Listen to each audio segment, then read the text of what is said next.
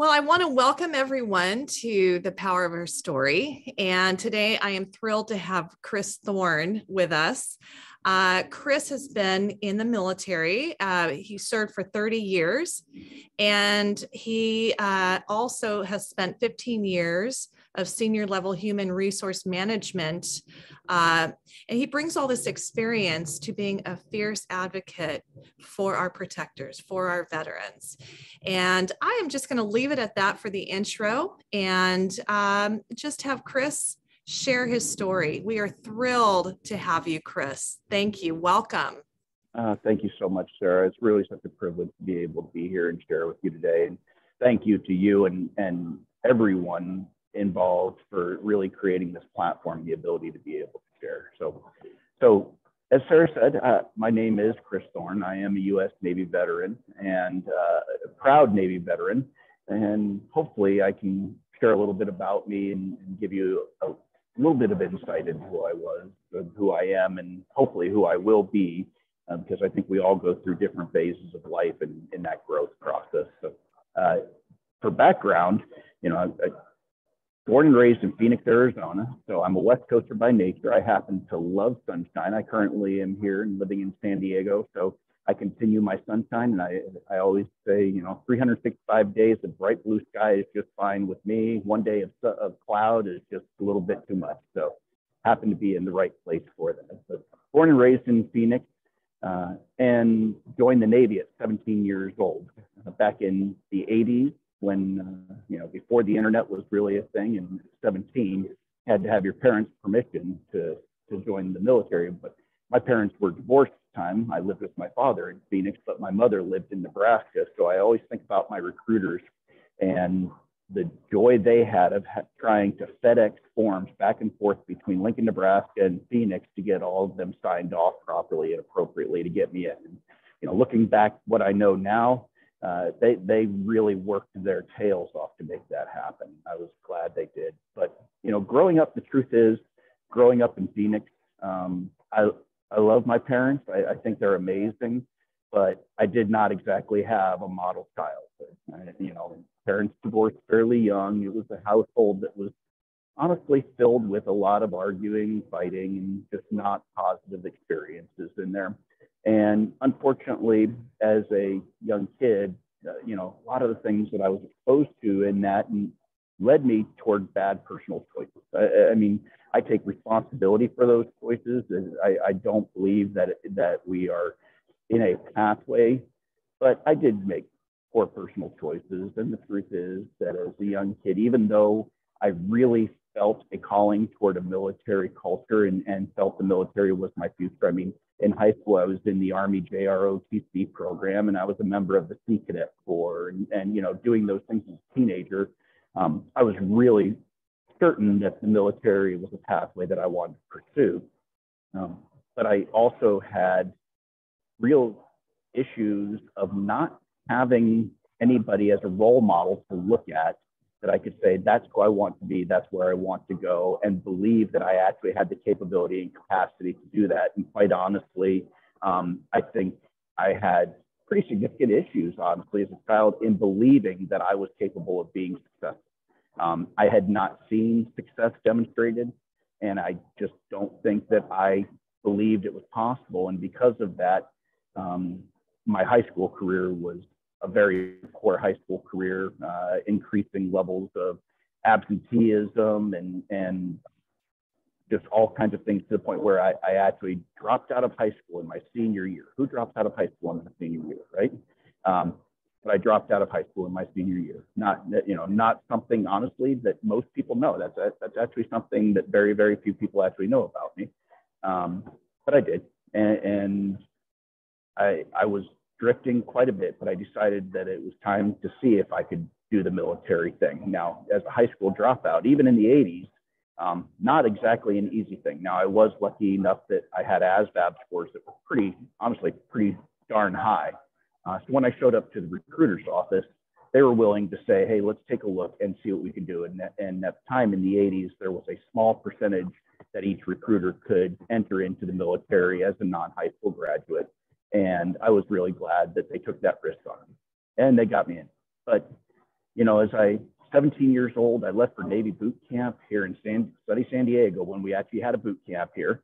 And I was convinced, as I got on that bus, I was convinced that this was the part that was going to change my life. I knew that, all the things that had happened in my childhood, I could put those behind me and start with a new evolution at that time. And so when we show up to Navy boot camp, those company commanders, those first couple of days, they're looking for those recruit leaders in there. So they pull out the file from the recruiter, and I had one of the company commanders come over to me and he said, okay, Thorne, you were in ROTC, you were a cadet lieutenant, you were in Sea Cadets you did all these things. He said, I want to make you, but you're a high school dropout and that means I can't. So get back in line. And to me, that was literally my first 48 hours experience in the Navy, was that the bad choices of my youth were going to follow me into my military career. And that, for the first couple of years that I was in the Navy, I think that continued to sort of hold over me with that belief that, okay, I'm not going to amount to anything. I don't have an opportunity. What has happened in my past is going to define my future. And I think I really bought into that. And so I continued to make some bad choices while I was a young sailor in the Navy in those first couple of years. And I even, to the point of going to captain's mass as a young sailor, which is a non-judicial punishment for activities, and even then, maybe not learning my lesson. But to me, I think it was actually, believe it or not, after my second captain's mass, and so, God, I'm looking at you, and you 2 NJPs, anybody with 2 NJPs would be on their way to a DD 214 and walking over the blue line right now. And after my second NJP as a young sailor, I had a chief who came and said, Thorne, sit down, just sit down, and said, we got to figure out, you're too smart for this crap that you're doing. You've got more going for you than what I'm seeing from this. What's going on? And we talked through a lot of these things. And I was able to share with him that, I basically felt like, my pathway was I was going to hopefully finish 4 years in the Navy, and then go back to whatever my life was going to be back in Phoenix, and sort of be stuck with that. And that chief, honestly, just, I don't even know how long. It felt like all night we sat there just talking back and forth. But the outcome that I got from it was, he said, look, you're still responsible for your actions, but I'm going to give you the chance. I believe you can do these things. I believe your future is not defined by where you come from. And I think you have the opportunity to be a good sailor. Maybe, just, hey, finish up your 4 years and do it with honor. And it was a great conversation. And I went to bed that night feeling probably the best that I'd felt in an incredibly long time, both having shared with him what I was feeling, but also that somebody actually genuinely took that moment and said, I believe in you and I believe you can do it. And that was transformational for me. I mean, literally that one conversation. I had some other great leadership conversations that followed from that really influenced me along the way. But that moment when somebody said, I know you're better than what I'm seeing and I believe, and I'm going to help you get there, really ended up changing everything about my trajectory. And my military career just really sort of took itself from that point. Now, that Chris, that 17-year-old high school dropout, Chris Thorne, of the 80s versus today, where I'm at, obviously diametrically opposite individuals. I think I can say that without a doubt. But I think that one conversation with that one individual who was willing to take that moment and say, I believe in you, was the defining moment that really allowed that opportunity. And so going forward in my military career, such an amazing opportunity. I was a hospital corpsman. Now, for those who aren't familiar, hospital corpsman, Navy medic, if you will. And when I first joined the Navy, I actually wanted to be a aviation anti-submarine warfare operator. So fly around in helicopters, dropping little buoys in the ocean, searching for submarines. That was what I had wanted to do. school closed out before I graduated boot camp. So in boot camp, they sent us to what they call the classifiers, people who said, okay, what school are you going to go to? And they said, well, here's a bunch of schools. You can go, you can be something in the submarine. I don't remember what it was. I did not want to do submarines, that whole underwater thing, no bueno for me. Aviation ordnance. So you could be on the deck of an aircraft carrier loading bombs and missiles onto airplanes out there, which I mean, hey, Top Gun was out at the time, so that all looked very fun. But even at that point, I was able to figure out that running around on a flight deck all day long just was not the thing for me. And then he said, or you can be a corpsman. I said, well, what's a corpsman? He says, well, they're the medics. I said, well, what do they do? And he said, well, you work in hospitals, clean sheets, hot showers, good food, and nurses all around. I said, well, okay, that sounds reasonable to me. All right, whatever. And so they put me down for that. And I went to the U.S. Navy's Hospital Corps Training School, Hospital Corps School, which was in San Diego at the time. There's a lot of San Diego nexus in my life, I noticed as I go along. And so I go to that and had a great time.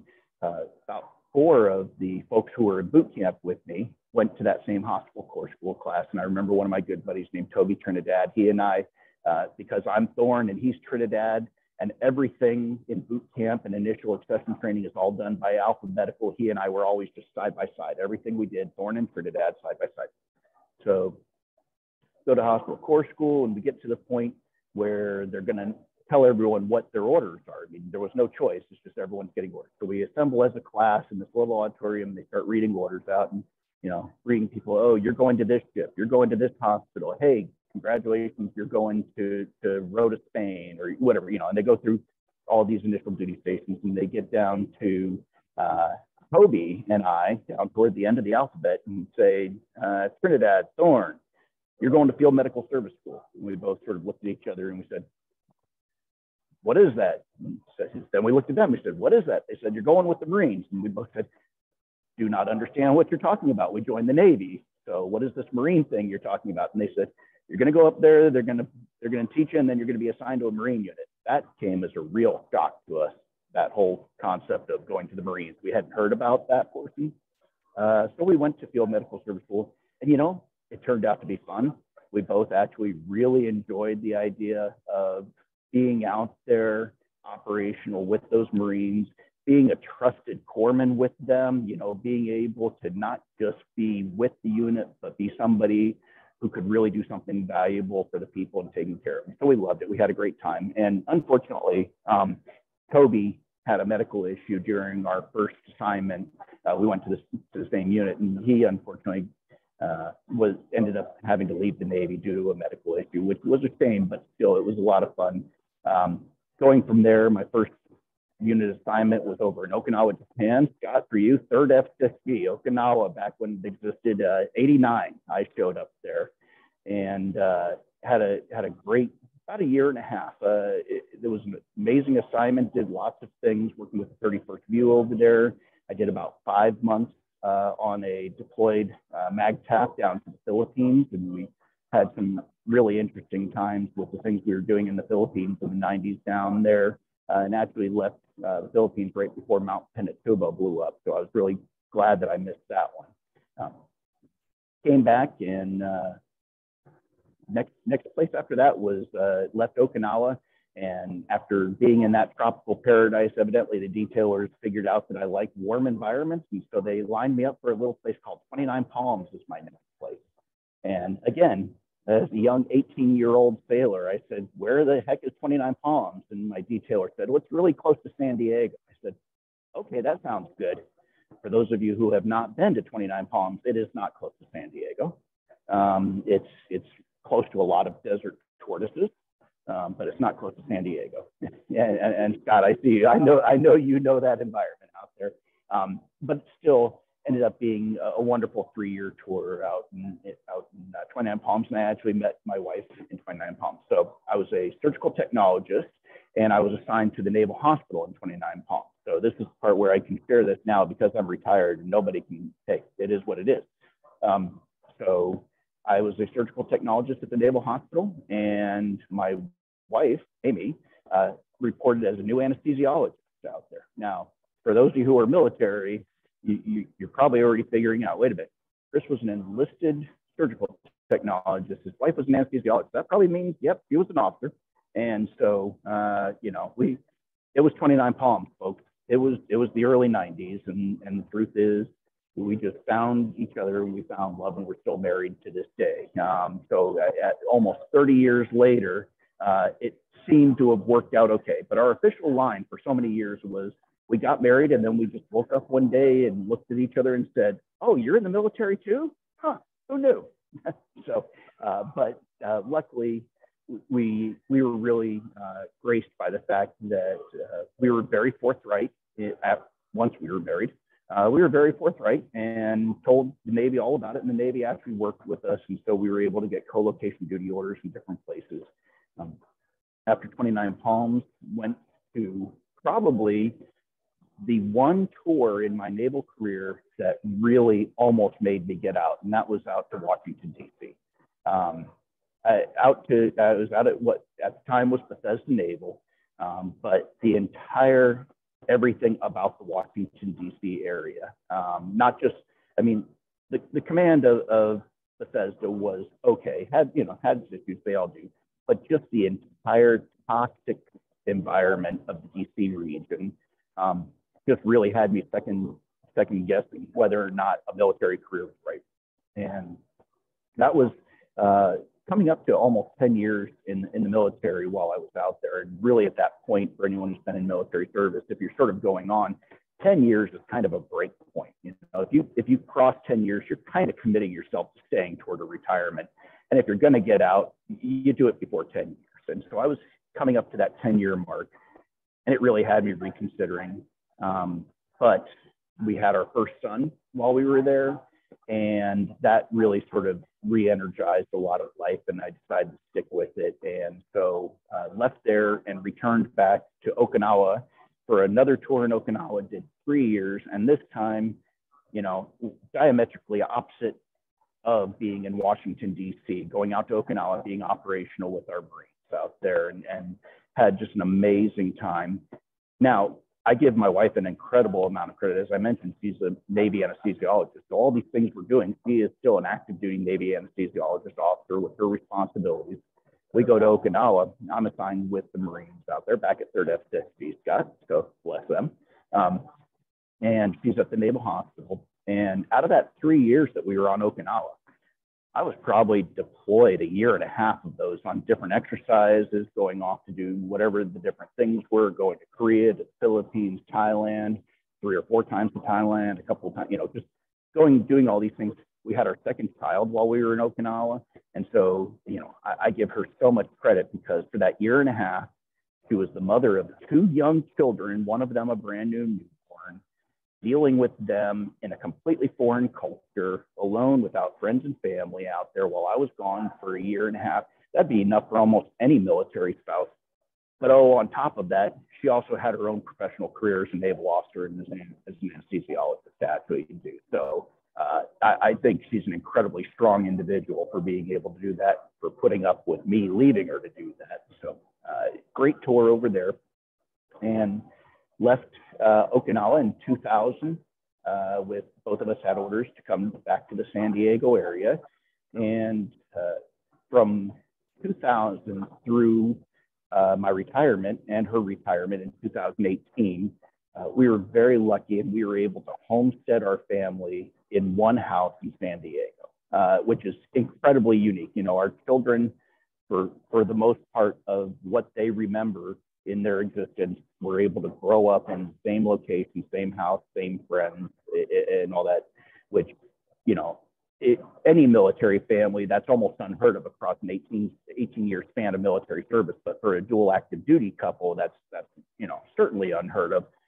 But it didn't come easy. I mean, we were able to keep that homestead by making the sacrifices. A lot of those had to do with deployments. I mean, I spent the vast majority of that next 15 plus years assigned to Marine Operational Forces. And so in 2003, went to Iraq the first time with, I was with the 1st Marine Expeditionary Force on the G4 staff there. So we went in 2003, returned back home in October of 2003 from Iraq. And in February of 2004, 3.5 months after getting home, got on a plane and flew back and went into Iraq for the second time in 2004 when we took over Fallujah and that area from the 82nd Airborne, who had been there since the initial assault. And then we spent the next 9 months there. And certainly for anybody who has seen any history of the military, 2004 in and around Fallujah was a very, very interesting one to be. Did service with that. I taught at the Field Medical Service School, that place so many years before. I had no idea what it even was. It was great to go back and have an opportunity to be a senior instructor and curriculum developer there. That really, I think that tour, being an instructor in that environment, really seeded a passion for mentorship and growth and teaching in me. And I loved being able to do that. I spent an amazing tour with 13th Marine Expeditionary Unit as the senior Navy person on the command element with them. Worked with one of the best military leaders at that time that I knew in my entire 30-year career. I still think his name was Colonel David Kaufman, who went on to retire as a brigadier general, and an absolutely amazing individual to get to work with. He had an operational acumen like you couldn't imagine, but he was also an incredible human. By nature, he was a CH-46 helicopter pilot, but he just knew how to get the best out of people and truly cared about people. And when we talk about terms servant leadership, he, to me, was the epitome of servant leadership. Everything he did was about caring for the people in the organization and making sure they had everything they needed and their families were taken care of. And it's just shown in everything. Every choice was always focused around, is this the right thing for the service members, and what's the effect on the families? And whether, no matter what we were doing, he was always thinking that. As a matter of fact, story about him when we were deployed, we were on the Boxer with our amphibious ready group, the USS Boxer. And as soon as we crossed in the Indian Ocean into the Central Command, CENTCOM Theater of Operations, we started doing operations in various areas pretty much right away. And on our first day of doing operations, I'm down in the area where we worked, which was one of the operations centers. And all of a sudden, an alarm goes off overhead, and it's the man overboard alarm going off. Now, if you're on a ship, on a Navy ship, they do man overboard drills all the time. But this one, when it went off, they said right away, this is not a drill. This is not a drill. Man overboard, launch the helo, do the whole thing. Wasn't more than 30 seconds later, somebody came into the operations room where I was at, said, Doc, get into Kaufman's office.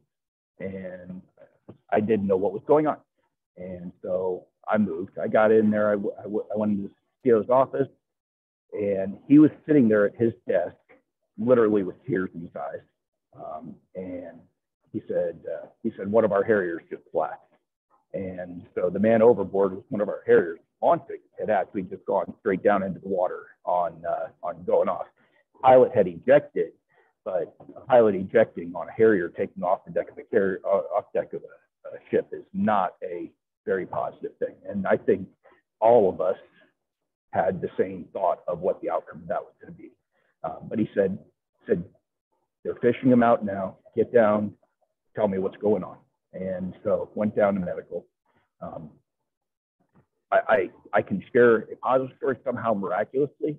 That pilot actually ejected safely. We got him back on deck. He had some really bad bruises from the ejection straps, but he had been saved by miracle of life, and he ended up being okay. But I got to tell you, that moment in Dave Kaufman's eyes, seeing literally the tears in his eyes at that thought that he had just lost one of his people in that one, just an amazing thing. And so that, I was very, very touched. So 13th MEU, what returned back to 1st Marine Division, where I spent a little bit of time as senior enlisted with the Blue Diamond, the 1st Marine Division. I've been a 3rd Battalion 1st Marines and done a few things out there. And I was selected as for Master Chief Petty Officer, senior enlisted rank in the Navy, and went from 1st Marine Division over to the Naval Hospital at Camp Pendleton, getting to stay in Southern California area. And so I got to spend an amazing tour there. We actually commissioned a brand new hospital that was a wonderful facility to serve our Marine sailors and families in the area compared to what the old one was. Just an amazing new facility that we were able to bring to life. And then leaving there, I was at 26 years at that point, almost 27 years, I guess. And came that next question, hey, all right, where's those next orders going to be? And they wanted me to go to DC. And I got to tell you, that tour from way back when, I was like, I'm not going to DC, Jeff. It's just not happening. We can call this retirement if you want, but I'm not going to DC. And I actually thought at that point it was going to be retirement until they called me up at one point and said, okay, well, how about Sigonella? How about Sicily? And I said, well, I don't know. I mean, we haven't moved the family at all, so that, I'd have to talk with them about doing. And they said, no, you don't understand. You only got about 2.5 years left before your retirement date, so it would be without your family. And I said, we can't, if it's less than 3 years, we can't do accompanied, so it would have to be unaccompanied. And so I said, so you want to tell me my final tour in the Navy, you want me to go to Sicily for 2.5 years without my family to finish off 30 years in the Navy? And they said, well, yeah. So I said, well, okay, let me talk to the family. And of course, I believe in involving the family in every one of these decisions I made. So I at least wanted to present them with the option and tell them what was on the table. And I was pretty amazed when they all said, do it. And I said, are you sure? They said, do we get to come visit? I said, yes. They said, call them up and say yes. And my wife, again, being the angel that she is, said, I got it. I got the home covered. She's still active duty Navy as well. She still got her career, but she said, I got things here. Take it and go and do that, and we'll all make the best of it. And so I took it, and it ended up being an amazing tour. 2.5 years over there. I was responsible for our facilities in southern Italy, in Ceuta Bay, Crete, and in Bahrain. Did a lot of traveling around there. But my family was also able to come over and visit. And it's hard to complain about being in Sicily for 2.5 years. I mean, yes, being apart from your family is hard. I get that, but hard to complain about being in Sicily. Had an amazing villa on the side of Mount Etna, looking out over the Mediterranean, and so it was wonderful. They got to come over and visit. We traveled around Europe when they did. Friends were able to come over and sort of use my little villa, as we called it, Villa Thorne, come and vacation in Europe and have free accommodations out there. So ended up being just an amazing time, and truly, even being separated from my family, it was still a wonderful way to finish off my Navy career. And so at the end of that 30 years, now it's time to retire. My wife's going to retire a few months behind me. The kids at that point are grown, off in college or out of college already, doing their thing. So talking with my wife, I'm like, house is paid off, cars are paid off, kids are out of the house, they're covered. GI Bill has got them covered for school. Everything's there. I think I'm going to do the real retirement thing here. We got the SUV. Let's get the Airstream, and let's start finding national parks and just do the genuine retirement thing. And so that was my retirement plan. Like this is it, folks. I'm not going anywhere else. I'm calling it quits. Send the check to the payday, and I'll figure it out depending on where we're at on the road.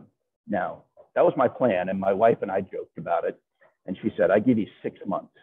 So what do you mean? She says, you're not going to be able to do that. I give you 6 months. I said, all right, let's see. To this day, I'm proud to say I proved her wrong. I didn't even make it 6 weeks. As I think most people would after 30 years of military career, yes, I needed a little bit of time to just sort of decompress a little bit and take a few days to sit around and go, isn't it nice not to have to wake up and run into the office in the morning and look, nobody called me at midnight telling me about a sailor in jail and all of this is all wonderful.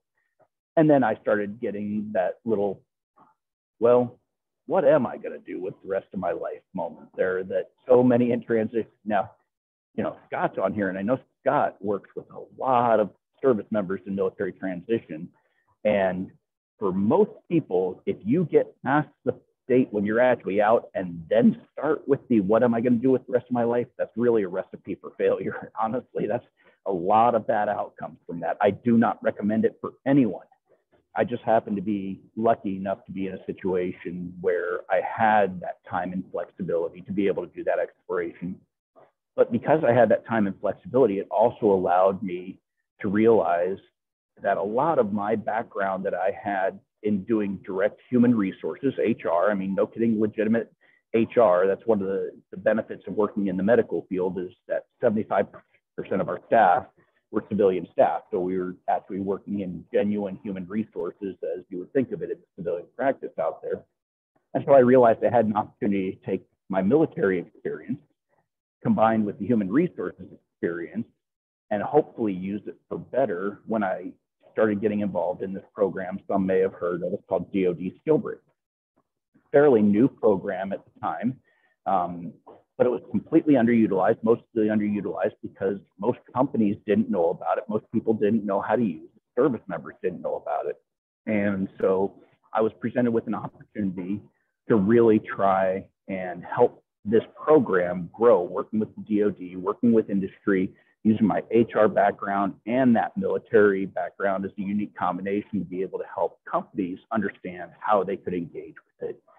And I found that I absolutely loved this opportunity because not only was I helping service members achieve success, but I was helping companies be better and be able to create more veteran opportunities. It was like a synthesis and synergy of everything that I really enjoyed doing. And so I spent a couple of years really growing into that, working with Congress, working with Department of Labor, working with some amazing industry partners out there from some very large companies, and found that not only did I love this, but I also had a bit of expertise that was fairly unique in the space that industry really had an opportunity. And so eventually got to a point where, that was going well, but I wanted to do more, looking for volunteer opportunities. And so I found my way into almost anything that I could, to be quite honest. And, here in San Diego, I'm the co-chair on San Diego Military Affairs Advisory Council for the North San Diego Business Chamber. I'm on the board of directors for the San Diego Military Advisory Council, which is kind of a fusion cell of industry, military, and local government here. And really just sort of becoming very involved in this space. And then one day, not too long ago, I get a LinkedIn note, as a matter of fact, from a gentleman who says that he works with the Gary Sinise Foundation, asked me if I've ever heard of it. And I said, I've heard of it. He says, you have time you want to get together and have an iced tea sometime coming up?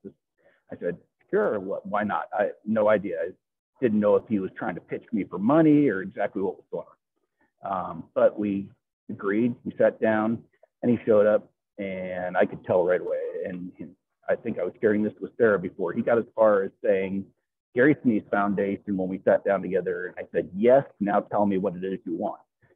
And what it turned out to be is that Gary, truly an amazing individual, had expressed that he wanted to have a specific presence in the Southern California area for him and for his foundation. And so Gary had told these folks, go find me some people in San Diego to do this for me. And I had been really privileged that they reached out and asked if I wanted to lead. And that was such a quick yes. I mean, there's no way not to go to yes on that. So now, for the last year now, I've been privileged to serve as the president for Gary and his foundation here in San Diego, Southern California. So it's just an opportunity to do amazing work for the most amazing people out there, whether that's our military, our veterans, especially our disabled veterans, our first responders, and all of their families. Just that ability to work every day to do something good for them, I can't imagine better things. So, wow, I've been droning on for a while, and I apologize, but I think you just learned more about me than most everyone knows about me. What a fantastic story. Chris, this has been, it's amazing. You're a great storyteller also, by the way. Really good. I was engaged with every single word you said. It's fascinating. I have to tell you, I am so touched by your start. I mean, by how you entered into the military and about that amazing mentor.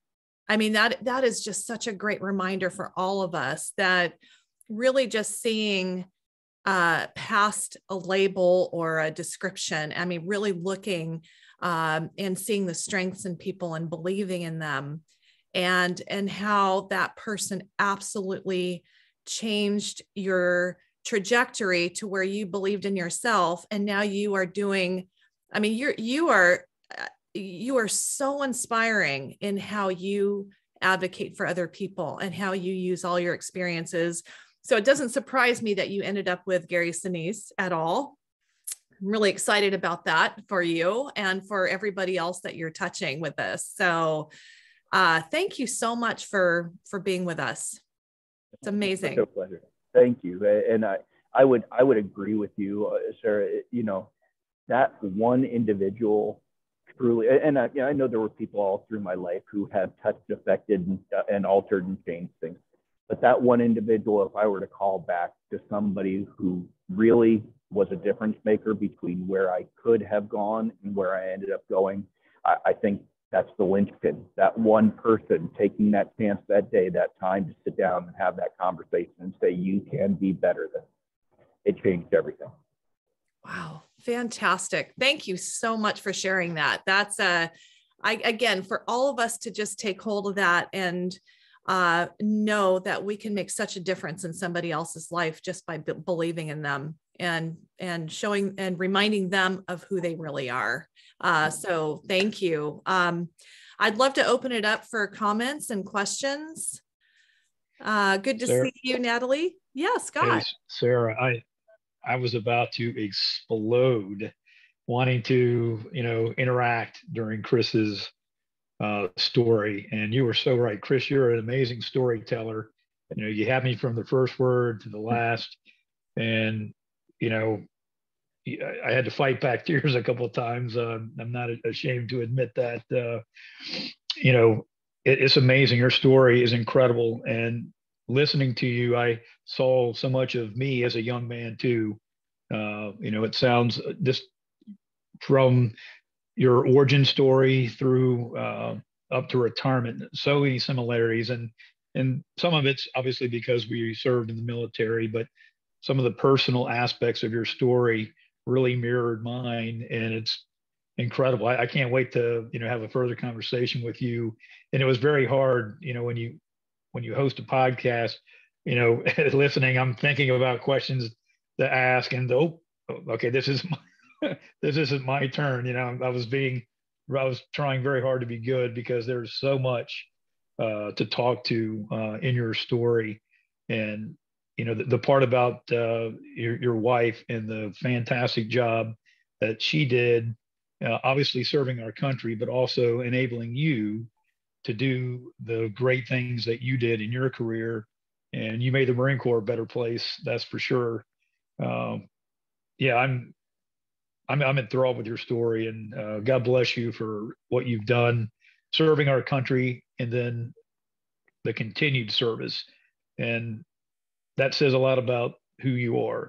Folks can serve, but what do you do after you serve? And I've found that a lot of people that serve in the military or are first responders, over time, that level of service and that servant leadership that you talked about is something that carries on past our time in the military or, as first responders, because we see the value in helping people, because we were helped just like you were helped by that chief that sat down and had that talk and saw the goodness in you. And man, just having someone to believe in you at a certain point in your life can make such a difference. And then paying back with that is just incredible. Thank you again for everything that you do, brother. Yeah, thank you. And I'm looking forward to grabbing that beer with you. That's great. Natalie, did you want to say something? Yeah, I'm just so happy I found time to sign on. Your story, Chris, is amazing. And of course, I want to thank you for your service and your continued service with the Gary Sinise Foundation. It's incredible. I wonder, though, as you were talking about that one conversation that changed your life, have you been able to return that favor, pay it forward to other people, kind of give them that little nudge that they need since that day? I like to believe so. And of course, I believe so. Now, hopefully the others that I've interacted with, but throughout my military, especially as my senior leadership in the military time, I tried to make it my mission that everyone got the genuine me. When everyone kind of knew it. When you walked past my office, if I asked, how's your day going? And you gave me that perfunctory, going great, Master Chief, you knew you were about to get roped back into my office for a conversation, because I just didn't believe in the perfunctory responses out there. And usually, those turned into, okay, tell me what's really going on. And those conversations ended up, I think, diving deeper and hopefully helping in positive ways. And, when I left active duty, I had a lot of feedback from folks who indicated to me that I had changed the trajectory of their careers and their lives in ways that I had not actually even known that I was doing, just through the interaction. So I think it's just something that I believe every one of us as a human being just has that responsibility to look at everyone we interact with, see the dignity in who they are as a person. We owe that to each other, and there's not enough of that in the world sometimes. Yeah, I agree. I think most people will ask how you're doing, but they don't really care. They're not really listening after that. But so I think that's an amazing quality. Yeah. Thank you. And that does not surprise me at all, that's what you would do with people, Chris. That was a great question, Natalie. Thank you. Does anybody else have a comment or a question? Yeah, I'll pop in for 1 second, even though I'm not on screen. Chris, first of all, I'm going to echo what everybody else said. You're an amazing man, amazing patriot. You're such an example for leadership and resiliency and all of that. And thank you for sharing. Your story is incredible, and the way you tell it is also so special. And just like Scott and Natalie said, I also connect very much with having that one person in your life that kind of takes you off to the next place. And I can't even imagine what my life would be like without that one person. That took me from a tough spot into the next trajectory. And I'm really happy you shared that, because I don't think we often think of that person or those moments enough. And I think it's super cool that you shared that, and it brought me back to that moment. So thank you for that. And listen, I hope that someday our paths cross beyond this last hour, and I'd love to talk to you more and catch up. And I'd love to hear more about the work you do with the Gary Sneeze Foundation. That is another amazing human that's really doing God's work. So thank you for being part of that, and thank you for being here. It was nice to meet you. I appreciate it. Thank you for those. And I'm with you, David. I think we all have, maybe there's someone out there whose life was just on the right trajectory right from the get-go, but I think we all had somebody who, if we think about it, was a key in really setting us on the path that we ultimately end up taking. So I think that's such a great thing to remember. And I agree. And to Natalie's point, if that dies with you, it was never worth it in the first place. So it's so important to pass that along to the next person. And, if that goes along with our training as well, like when we get trained in doing something, if that training dies with you, it wasn't worth it.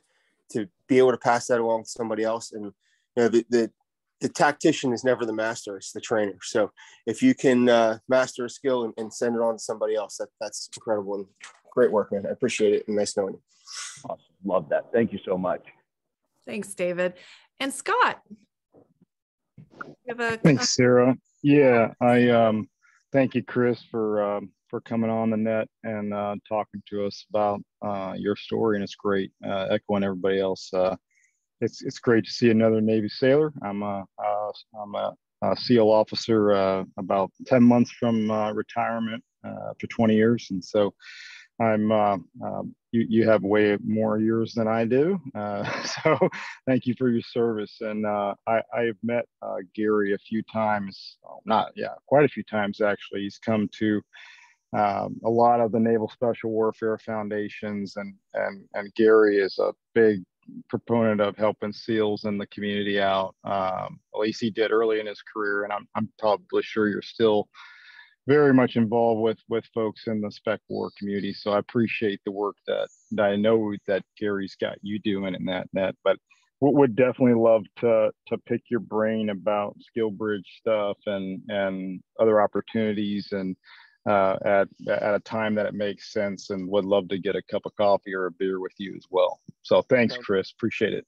No, sounds great, Scott, and I'd love to do that. And I'm going to take a stab just when you ask for a cup of coffee. That tells me you're in the Honor Foundation, or you've been through a cohort already. Yeah, I went through it last year, and it's what I've found, and I'm sure you found this in your time and transition, and others who are on the net that have transitioned, that man, networking is a job, and it's like a full-time job, and you're constantly trying to expand your network, know people, get to know people, and they teach, one contact leads to another and another and another. But yeah, I did do the Honor Foundation. It was a great course, and great to be an alum of that group. So thanks.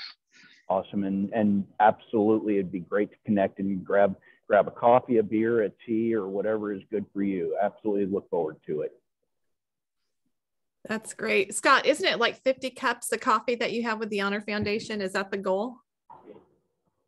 Yeah, I think that's the goal. I think some folks achieve it, and some don't. I mean, it's the concept is it's just not one person that you should be talking to. Get a lot of people to what military folks typically have. You have your network within the military, but nobody on the outside knows who you are. So you have to kind of tell them, where you got to get people to know who Scott is, and who Sarah is, and who Chris is, and then having that tell your story, right? And relating the things that we've done in the military to things that somebody in a civilian job in the civilian industry can understand, and they can relate to, and they can, oh yeah, I guess you could do logistics because, oh yeah, you did do that movement in big, massive forms, whether it be on a ship, whether it be on an Air Force group or a Marine group, and Army, you name it. You're always, the things we do can be translatable to other sectors and industries. It's just, how do you tell the story, and how do you relate that and them understand that story to take your skill sets and put them to work? Yeah. So well, cool. I got to hop on that, Scott, because I went back to school because I lost my dad to suicide in 2003. And I wanted to use that. I wanted to somehow pay that forward. And I met a guy in my class who was in special forces, and he shared his story and the suicide ideation, like after he had this huge career. And that story changed my whole trajectory. I had no connection with military, had no connection with first responders.